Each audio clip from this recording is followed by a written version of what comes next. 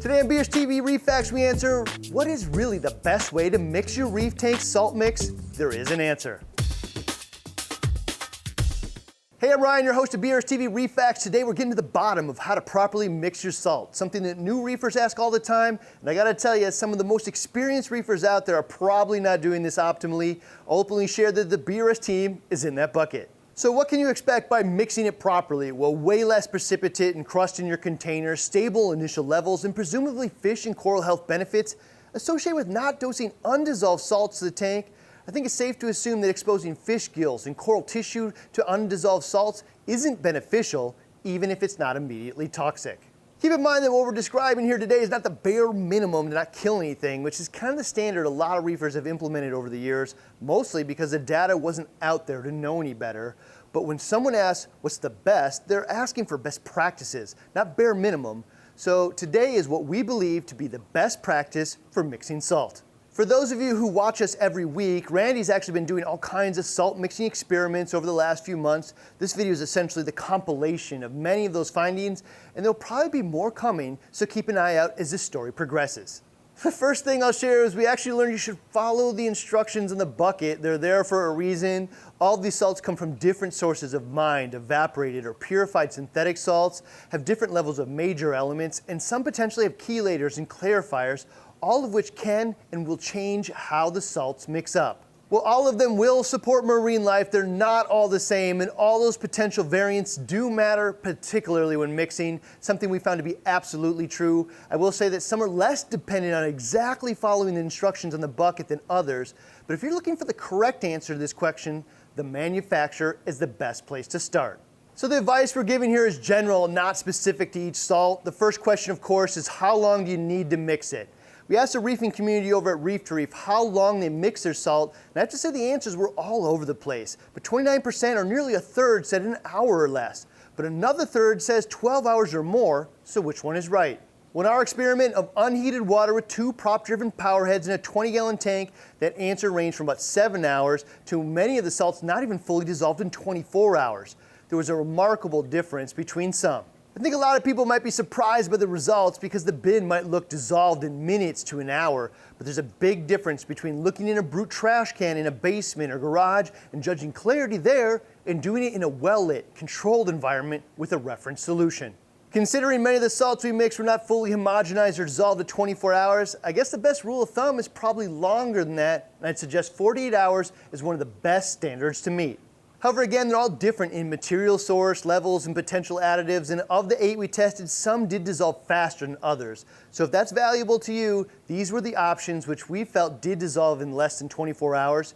Red Sea Blue Bucket and HW looked pretty close to fully dissolved at 23 hours. Brightwell was faster and fully mixed within 21 hours. However, by far, the Tropic Marin Pro Reef salt dissolved the fastest and was mostly clear in just 3 hours, but completely clear in 8 hours. Probably directly related to the pharmaceutical grade salts they use to produce the mix. The only note here is that 2 power heads do get the water eventually up to 75 or 76 degrees on their own, but this was not directly heated water, and some do call for heating the water, so buying and powering a heater during mixing may produce some benefits with some salts, particularly if they call for it in the instructions. So we may repeat this clarity experiment with preheating the water in the near future, but I think most reefers would prefer to not have to heat the water prior.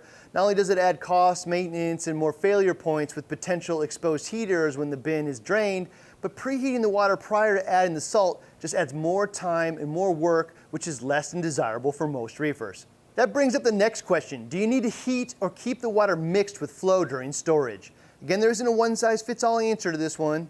Our experiments show that the best practice answer to that question is yes, but probably not forever and not with every salt. In our first experiment with the 8 salts we tested, we only mixed the salt for an hour with the power head, then turned it off and let it dissolve on its own, and monitored for both measurable and visual signs of precipitation or undissolved salt over the course of weeks. At the end of those weeks, almost all of them had a fairly thick white crust at the bottom. The only exceptions were Tropic Marin's Pro Reef, which is identical to the control of the RODI water with no visual undissolved salt or precipitation. The only other exception was Brightwell's Neo Marine, which had only the lightest of dusting on the bottom of the tank. However, we repeated that same experiment, but this time with both continuous heat and flow, and all 8 were virtually free of any precipitate or undissolved salt in the bottom.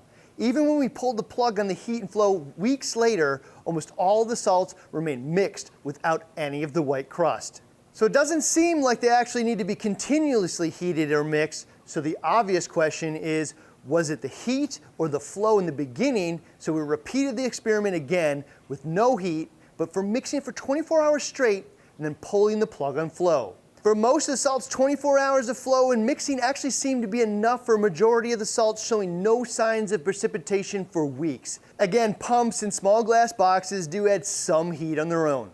So as concerns to heat and flow, I'd say heat and flow is best practice for the widest array of salts. 24 to 48 hours of heat, flow, and mixing for a universal answer for any salt. However, that can actually be scaled all the way down to a single hour of mixing with no heat for a couple, most notably Tropic Marine's Pro Reef and Brightwell's Neo Marine seem to repeatedly form well in all the experiments and probably requires the least amount of time, equipment, and effort to mix. Of all the experiments that Randy performed, I think maybe the most surprising to me was how long it really took for some of these salts to fully dissolve. I personally raise my hand and say, at different periods in my reefing career, I've certainly been guilty of mixing it with a spoon for a few minutes until it looks somewhat clear and calling it a day. In that spirit, I guess I'm not surprised that I had a lot of precipitate and crud building up in some of the storage containers doing it that way. I'm sure some of you can identify with that experience. It's certainly worth checking out that video if you're interested. See you next Wednesday with another batch of BRStv Reef FAQs.